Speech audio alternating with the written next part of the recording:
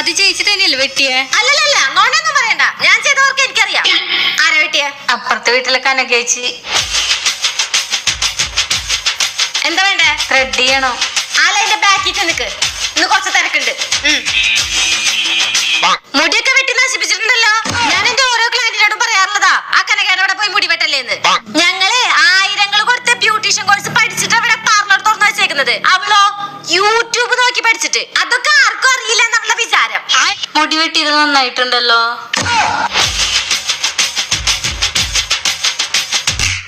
നിങ്ങൾ എന്നെ തല്ലിയില്ലേ? എന്താണ്? ഞാൻ കനകയുടെ അവിടെ മുടി വെട്ടിയതിന് നിങ്ങളെ പകരം വീട്ടാലേ? നിങ്ങൾ എവിടെ പോയി മുടി വെട്ടിയാലേ എനിക്കെന്താ? അവളെ ഇപ്പൊ ഫീൽഡിൽ വന്നുള്ളോ. ഞാൻ ഇവിടെ വന്നിട്ട് 8 വർഷമായി. 8 വർഷം.